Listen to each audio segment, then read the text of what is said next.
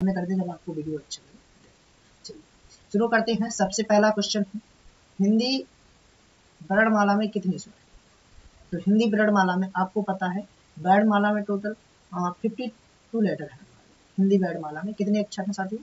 वैसे 52 अक्षर माने जाते हैं जो उच्चारण की दृष्टि से माने जाते हैं। उनमें हमने दो भागों में डिवाइड किया है, स्वर और व्यंजन, है ना। तो स्वर और व्यंजन, तो स्वर होते हैं हिंदी में 11 और व्यंजन होते हैं हमारे 33, है ना। तो इस पॉइंट को आपको याद रखना है। इस प्रकार उच्चारण की दृष्टि से अक्षर अगर पूछता है तब हमारे कितने होते हैं? 44। अगर आपसे पूरे अक्षर पूछता है तब होते हैं आपके 52। और हिंदी वर्ण में स्वर पूछे तो आपका सही जवाब होगा 11, है ना। तो इसमें स्वर पूछा है तो हमारा ऑप्शन ए है 11, ये बिल्कुल सही जवाब हो जाएगा, है ना। चलिए अगले प्रश्न को हम देखते हैं। अगला प्रश्न है, एक ही अक्षर वर्ण की आवृत्ति बार बार या एक से अधिक बार होती है, वहां कौन सा अलंकार है?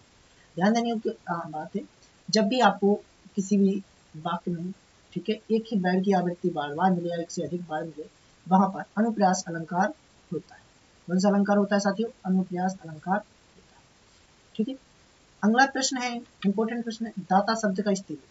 पहला ऑप्शन है दात्री, दूसरा है दानी, तीसरा दात्री, ये ऑप्शन दाती था, ये दात्री है, ऑप्शन डी, है ना। ऑप्शन डी इसका बिल्कुल सही जवाब हो जाएगा साथियों। दाता शब्द का स्त्रीलिंग क्या होता है? दात्री। अगला प्रश्न है, वन के पर्यायवाची शब्द कौन सा है? तो गिरी, ये आपको पता है पहाड़ का है, अर्ड है। तो वन के पर्यायवाची शब्द यहाँ पर कौन सा है? अर्ड। अर्ड हो गया, जैसे वन हो गया, एक आपका जंगल हो गया, एक कानून हो गया। ये आपके किसके पर्यायवाची शब्द है साथियों? वन के, है ना। अब की बार जो आशा है यानी कि इस बार शायद सूर्य का पूछ ले, तो सूर्य में आपको याद रखना है मार्तंड, है ना। सूर्य में आपको याद रखना है मार्तंड, ठीक है। इसमें दिनकर, भास्कर वगैरह भी है, तो ज्यादा इंपॉर्टेंट जो आपका रहेगा वो मार्तंड रहेगा। आप चाहो तो लिख सकते हो, भास्कर हो जाएगा एक हमारा अगला, सूर्य के कौन सा? भास्कर। एक हो जाएगा हमारा दिनकर, क्या हो जाएगा साथियों? अगला प्रश्न देखते हैं। अगला प्रश्न है, इस शब्द में उपसर्ग, हमें बताना है कि नीचे जो शब्द दिए गए हैं इनमें उपसर्ग किसमें? पहला ऑप्शन है कायरता, दूसरा है अभागा, तीसरा है खंडित। पहले आप समझ लीजिए उपसर्ग होते क्या है ना। उपसर्ग ऐसे शब्द होते हैं, शब्द के ऐसे अंश होते हैं जो किसी शब्द के पहले जोड़कर उस शब्द का अर्थ बदल देते हैं। जैसे मान लीजिए मैंने आपसे कहा सत्य, क्या कहा? सत्य। अब सत्य में अगर मैं आ जोड़ दूं तो ये क्या हो जाएगा? आगे जोड़ा ना, आगे पीछे जोड़ते तो प्रत्यय होता है, आगे जोड़ते हैं तो ये कहलाते हैं आपके उपसर्ग। आ जोड़ा ना, तो जो शब्द जुड़ गया है इसे हम बोलते हैं उपसर्ग शब्द, ठीक है। अब इसमें हमें बताना है ऐसा कौन सा है जिसमें पहले अक्षर जुड़ा। कायरता में तो देखो लास्ट में जुड़ा है था, तो ये प्रत्यय कहलाएगा। अभागा, हाँ इसमें आ है, जैसे भागा, ठीक है, भागा। भागा में अगर हम आ जोड़ देते हैं तो क्या हो जाता है? अभागा। इसका ऑप्शन बी हो जाएगा। लेकिन अगले ऑप्शन में देखेंगे खंडित, इसमें इत आ रहा है तो इसमें प्रत्यय है, लेकिन यहाँ पर एक ऑप्शन एक और है, जैसे तत्धन डी, ये होता है ना, तत्धन डी, ये आपका संधि के अंतर्गत आता है, तो इसे हम संधि में काउंट करेंगे। इसका ऑप्शन बी को हम ज्यादा सही मानेंगे। अगर इसकी अभागा की जगह कोई और प्रत्यय होता तब हम तत्लिंग भी कह सकते थे। इसका ऑप्शन हम कौन सा? बी ऑप्शन सही करेंगे। अगला ऑप्शन देखिए, दुखिया शब्द में प्रत्यय लगा है, हमें इसमें दुखिया, तो आपको पता है दुख प्लस या, दुख प्लस या, तो क्या हो जाएगा? दुखिया, ठीक है। तो ये प्रत्यय बताना हमने बताया था जो बाद में लगे, दुख में या जुड़ाना या, तो इसका ऑप्शन या ए ऑप्शन बिल्कुल सही हो जाएगा, है ना। अगला प्रश्न, दोहा और रोला से मिलकर बनने वाला छंद कौन सा कहलाता है? दोहा और रोला से मिलकर कुंडल या छंद बनता है। कौन सा बनता है साथी? कुंडल, ये आपको याद रखना है, ठीक है। दोहा और रोला से मिलकर कौन सा छंद बनता है? कुंडल, ठीक है। अगला प्रश्न, जिस समास में दोनों पद प्रधान होते हैं उसे कौन से समास कहते हैं? हाँ, तो इसका ऑप्शन होगा ऑप्शन सी, द्वंद्व समास। कौन सा साथियों? द्वंद्व समास। द्वैध समास में गिनती होती है, पहला शब्द संख्यावाची होता है, ये कर्मधारक नहीं कर्मधार होता है। तो कर्मधार समास में आपने पढ़ा होगा कि इसमें क्या होता है कि किसी की विशेषता बताई जाती है ना, इसका उत्तर पद प्रधान होता है। तत्पुरुष समास में आपको पता है जिसमें विभक्ति चिन्ह लोप रहता है, जैसे राजघर, राजा का घर इत्यादि। अगला प्रश्न देखते हैं, जिस शब्द से किसी कार्य करने अथवा होने का बोध होता है उसे कहते हैं। जब भी हम कोई कार्य करते हैं उसके होने या बोध होने का, कार्य करने या होने का बोध होता है तो उसे हम क्रिया कहते हैं। किसी व्यक्ति वस्तु स्थान के नाम को संज्ञा कहते हैं। विशेषण, विशेषण जानते हो, जो किसी की विशेषता बताए हैं। सर्वनाम जो शब्द संज्ञा के स्थान पर प्रयुक्त होते हैं वो सर्वनाम कहलाते हैं। निर्मल शब्द की पुस्तक के लेखक कौन है भाई? ये है, इसके लेखक है मुंशी प्रेमचंद। मुंशी प्रेमचंद ने एक महान उपन्यास लिखा था, उसे भी आप लोगों को याद रखना। गोदा हमारा गोदान, और आपने निर्मल पुस्तक तो याद ही रखना है ना। इसमें आप लोग याद रखोगे निर्मल पुस्तक के लेखक कौन है? प्रेमचंद। प्रेमचंद ने गोदान को भी लिखा है। ठीक है, दो बैलों की कथा भी प्रेमचंद की कहानी। चलिए, दो बैलों की कथा, ये भी आप 1 मिनट, चलो ठीक है, दो बैलों की कथा, दो बैलों की, ये किसने लिखा साथी? ये भी प्रेमचंद ने लिखा। अगला प्रश्न, जो ईश्वर में विश्वास करता है उसे क्या कहते हैं? सर्वज्ञ, जानकार, आस्तिक, नास्तिक। जो ईश्वर विश्वास करता है साथी उसे आस्तिक कहते हैं। जो सब कुछ जानता है उसे सर्वज्ञ कहते हैं। जो जानकारी रखता है उसे जानकार कहते हैं। जो भगवान में विश्वास नहीं करता है उसे नास्तिक कहते हैं। यहाँ पर भगवान में, जो ईश्वर में, भगवान यानी ईश्वर में विश्वास करता है उसे आस्तिक कहते हैं, है ना। ऑप्शन सी सही होगा, आस्तिक। अगला प्रश्न है, हाथ पांव फूलना मुहावरे का अर्थ क्या है? हाथ पांव फूल गए तो सूजन तो आएगी, ये तो ठीक है, लेकिन इसका उचित अर्थ बताना। तो हाथ पांव फूलना, इसका अर्थ होता है घबरा जाना। क्या होता है साथियों? घबरा जाना। इसका ऑप्शन भी बिल्कुल सही हो जाएगा। कर्कशा का शुद्ध अर्थ लिखना है। कर्कशा का शुद्ध अर्थ क्या होता है? कर्कशा का, ठीक है, इसमें से चटकने वाला बर्तन, झगड़ने वाली स्त्री, डरने वाला वृक्ष, पागल होने वाली। तो ध्यान से सुनिए, कर्कशा का मतलब होता है झगड़ना या लड़ना। क्या होता है? लड़ना, जो लड़ाकू। अर्थात ऑप्शन बी इसका बिल्कुल सही होगा, झगड़ने वाली स्त्री। कर्कशा शब्द का बिल्कुल सही अर्थ है। अगला प्रश्न, जागरण शब्द का विलोम शब्द क्या होता है? जागरण, जागरण का मतलब होता है जागना। तो जागना का उल्टा यहाँ पर कौन सा हो सकता है? निद्रा, भरण, अनिद्रा और जागरण। इसका ऑप्शन ए बिल्कुल सही होगा, निद्रा। क्या होता है साथियों? निद्रा, ये इसका विलोम शब्द। अगला प्रश्न, बच्चों मैदान में जाकर खेलो। इसमें आपको किस प्रकार का वाक्य ये बताना है? सरल वाक्य, प्रश्नवाचक वाक्य, आज्ञावाचक वाक्य, निषेधात्मक वाक्य। तो ये प्रश्न है जो हमारा यहाँ पे ये लाइन आती है। चलो तो देखते हैं। ठीक है, तो बच्चों मैदान में जाकर खेलो, इसका ऑप्शन सी होगा, आज्ञावाचक शब्द। जिसमें हम किसी प्रकार का आदेश देते हैं, ठीक है, उन्हें हम आज्ञावाचक शब्द, आज्ञावाचक वाक्य कहते हैं। सरल वाक्य, सरल वाक्य सीधी सीधी, वही ईमानदार है, मैं ईमानदार हूँ, आप ईमानदार, ये सरल वाक्य कहलाते हैं। प्रश्नवाचक वाक्य ऐसे वाक्य कहलाते हैं जिनमें प्रश्न पूछे जाते हैं। निषेधात्मक वाक्य ऐसे कहलाते हैं जिसमें नहीं का प्रयोग होता है। जैसे मैं आम नहीं खाता हूँ, मैं पानी नहीं पीता हूँ, ये सारे है ना, ये निषेधात्मक। अब हम विज्ञान के 15 क्वेश्चन सॉल्व करने वाले हैं। तो पहला प्रश्न है, मध्य प्रदेश का राजकीय पक्षी कौन सा है? मध्य प्रदेश का राजकीय पक्षी है साथी, कौन सा है? इसे हम एक और नाम से जानते हैं, शाहबुलबुल। क्या कहते हैं साथियों? याद रखिए, शाहबुलबुल।